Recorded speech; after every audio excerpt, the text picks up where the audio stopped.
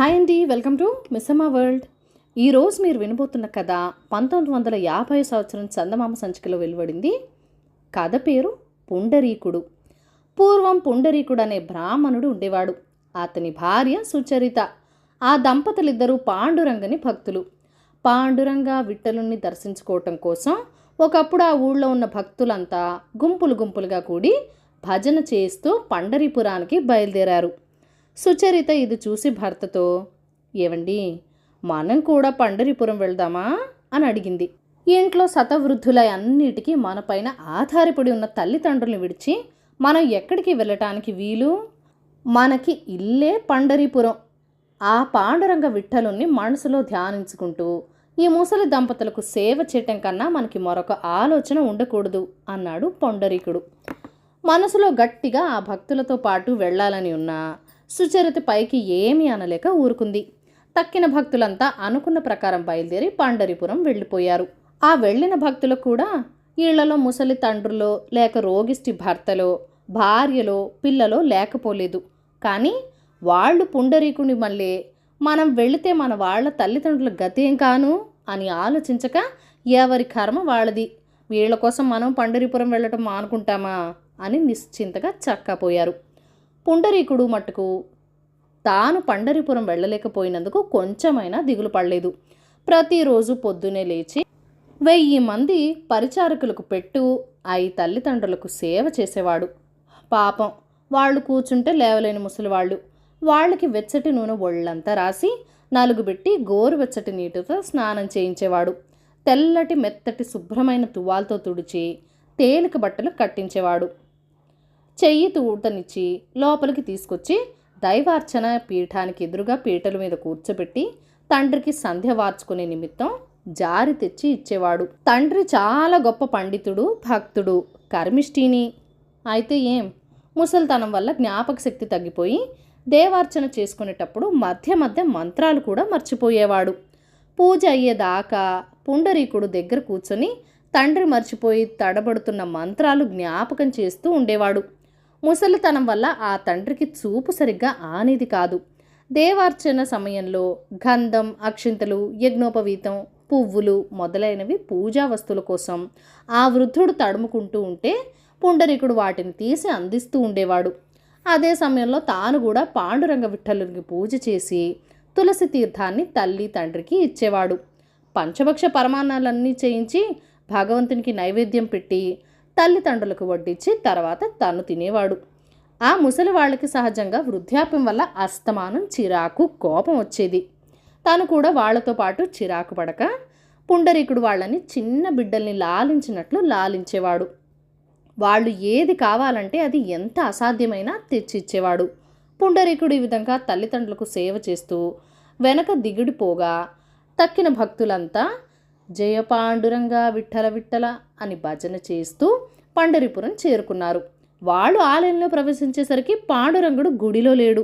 ఆ పీఠం ఖాళీగా కనబడింది. స్వామి ఏడి, స్వామి ఏడి అంటూ భక్తులంతా కలవరపడ్డారు. స్వామి తిరిగి వస్తాడేమోనని వాళ్ళు అక్కడే చాలాసేపు కనిపెట్టు కూర్చున్నారు. ఆ రోజల్లా స్వామి తిరిగి రాకపోయేసరికి వాళ్ళు చక్కపోయి మళ్ళీ మర్నాడు వచ్చి చూశారు. అప్పటికీ స్వామి రాలేదు. అలా ఎన్ని రోజులు పండరీపురంలో కనిపెట్టుకుని ఉన్నా స్వామి రాలేదు. భక్తులకు ఇదంతా ఏమీ అర్థం కాలేదు. ఆఖరికి ప్రాణం విసిగి భక్తులంతా తిరిగి పుండరీకుడున్న తమ గ్రామానికి చేరుకున్నారు. పాండురంగ స్వామి దేవేరితో సహా గుడి వదిలి పుండరీకుడున్న ఊరికి వచ్చేయటమే ఆయన గుళ్ళో లేకపోవటానికి కారణం. వృద్ధులైన తల్లిదండ్రులకు పరిచర్య చేస్తూ తన్ను చూడటానికి ఆ మహాభక్తుడైన పుండరీకుడు తన వద్దకు రాలేకపోయాడు గదా అని పాండురంగడే అతని వద్దకు వెళ్ళాడు. కానీ ఆ దేవరహస్యం సామాన్య జనానికి ఏం తెలుస్తుంది? స్వామి వచ్చి పుండరీకుని ఇంటి వాకిట నిలబడే వేళకి అతను తన తల్లిదండ్రులకు భక్తి శ్రద్ధలతో నీళ్లు పోస్తున్నాడు. పుండరీకా, భక్తగ్రేసరా, నువ్వు పండరీపురం రాలేకపోయావని తెలిసి మేమే నీ వద్దకు వచ్చామయ్యా అని స్వామి పుండరీకుణ్ణి పిలిచాడు. స్వామి, ఇదిగో వచ్చేస్తున్నాను, ఒక్క క్షణం ఆగండి. మా తండ్రికి నీళ్లు పోసేయటం అయిపోయింది. వెంటనే తుడవకపోతే వృద్ధుడికి జలుబు చేస్తుంది. తుడిచివేసి లోపలికి తీసుకొచ్చి కూర్చోబెట్టి నీ దర్శనానికి వస్తా అన్నాడు పుండరీకుడు. ఆ మాటలు ఉన్న సుచరిత ఆశ్చర్యపోయింది. భగవంతుడు దేవేరుతో సహా వచ్చి వాకిట నిలబడితే ఎదురు రాక వస్తా అలాగే నిలబడి ఉండు అనొచ్చా? స్వామికి ఏం కోపం వస్తుందో అని ఆమె భయపడి చూస్తున్నది. కానీ శాంతమూర్తి అయిన స్వామికి కొంచెం కూడా కోపం రాలేదు. వచ్చి వాకటి పడికట్టు మీద నిలబడి వాడు అలాగే నిల్చొని ఉండిపోయాడు. మరి కొంతసేపటికి పుండరీకుడు తల్లిదండ్రులు లోనికి తీసుకువెళ్ళి ఉతికి ఉంచిన బట్టలు కట్టించి దేవార్చన పీఠానికి ముందు పీటలపై కూర్చోబెట్టి జారి దగ్గర పెట్టి ఒక్క క్షణంలో వస్తానని తల్లిదండ్రుల అనుజ్ఞ తీసుకుని అప్పుడు పాండురంగస్వామికి స్వాగతం ఇవ్వటానికి బయటికి వచ్చాడు. పిలవగానే వెళ్ళక ఇంత ఆలస్యం చేయడము, పైగా పని చేసుకువచ్చే వరకు ఉండమనటము ఎంత పొరపాటు! అందులోనూ కేవలం స్వామితోనే ఇటువంటి జవాబు చెప్పటం. స్వామి కోపంతో భర్తని ఏమంటాడో అని సుచరిత పాండురంగని కేసి చూస్తూ ఉంది. ఏం చిత్రమో, పాండురంగడే ఇప్పుడు ఆ పడికట్టు మీద నిలబడి ఉన్నది. కాదు, ఎవరో ముసలాయన. ఎవరో ఏమిటి, తన మామగారిలాగే ఉన్నాడు. అప్పుడేగా తన భర్త మామగారిని స్నానం చేయించి లోపలికి తీసుకెళ్ళింది. అంతవరకు ఆ పడికట్టు మీద స్వామి పక్కన నిలబడి ఉన్న దేవేరి కూడా ఇప్పుడు కనబడదే. ఆమె స్థానే తన అత్తగారికి మళ్ళీ ఉన్న ముసలామె ఎవరో నిలబడి ఉన్నది. సుచరితకు ఒక్క క్షణంలో ఇదంతా అర్థమైపోయింది. తల్లిదండ్రులకు పరిచర్య చేయటమే పరమధర్మంగా భావించి తన భర్త పొండరీపురం వెళ్ళలేదు. ఆ తల్లిదండ్రులకు పరిచర్య చేయటం మాకు పరిచర్య చేయటం లాంటిది సుమా అని తనకు తెలపటం కోసం లక్ష్మీనారాయణలే తన అత్తమామ రూపంలో కనబడుతున్నారు అని ఆమె తెలుసుకుంది. పుండరీకుడు ఇంతలో లక్ష్మీ సమేతుడైన స్వామికి సాష్టాంగ నమస్కారం చేసి, గరుడవాహన, జగన్నాథ, పుండరీకాక్ష, పాండురంగ అని అనేక విధాల స్తోత్రం ప్రారంభించాడు. పాండురంగడు దేవేరి కూడా పరమానందభరితులై తమ అభయస్థాలను అతని శిరస్సు మీద ఉంచి, పుండరీక, భక్తగ్రేసరా, వృద్ధులైన నీ తల్లిదండ్రులకు నీవు భక్తి వాత్సల్యాలతో చేసిన పూజ పరిచర్య మాకు చెందినై. కుమారా, నీకేం కావాలో కోరుకో అన్నారు. సుచరిత తన భర్త ఏం వరం కోరుకుంటాడా అని వింటోంది. పుండరీకుడు, స్వామి, నాకు నా భార్యకు కూడా అందరి భక్తులకు మళ్ళీనే నీ సన్నిధిలో ఉందామని ఉంటుంది. కానీ శతవృద్ధులైన నా తల్లిదండ్రులను విరిచి పండరీపురం రాలేము.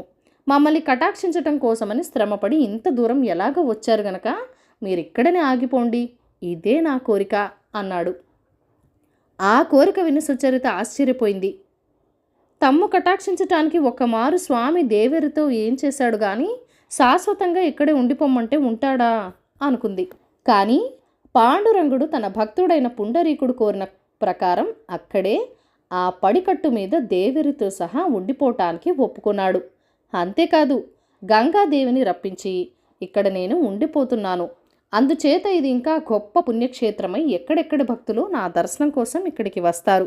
వాళ్ళకి స్నానపాదులు వీలుగా ఇక్కడ శుభ్రమైన నీటితో ప్రవహించే మంచి నది ఒకటి కావాలి. అందుచేత నువ్వు ఇక్కడ ప్రవహించు అని ఆజ్ఞాపించాడు. తక్షణమే అక్కడ గంగాదేవి నదిగా ఏర్పడింది. పుండరీకుని గ్రామమే పుండరీక క్షేత్రమైంది. పాండురంగని దర్శనం కోసం భక్తులే కాక బ్రహ్మ, శివుడు మొదలైన దేవగణాలందరూ అక్కడికి వస్తుండేవాళ్ళు. ఊళ్ళో ఉన్న భక్తుల సంతోషానికి మేరలేకపోయింది. పుండరీకుని సంగతి తెలిసాక వాళ్ళందరికీ ఒక కొత్త జ్ఞానం కలిగింది. తమని కనిపించిన పెద్దవాళ్ళని చేసి ఆఖరికి ముసలితనం వల్ల మూలపడి తమ మీద ఆధారపడి ఉన్న తల్లిదండ్రులకు పరిచర్య చేయటమే భగవంతుని సంతోషపెట్టడం అని వాళ్ళంతా తెలుసుకున్నారు.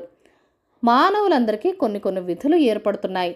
ఎలా అంటే బిడ్డలు తల్లిదండ్రులను సేవించటం, భార్యలు భర్తలను సేవించటం, భాగ్యవంతులు పేదవారికి సహాయపడటం, ఆరోగ్యవంతులు వ్యాధిగ్రస్తులకు పరిచర్య చేయటం.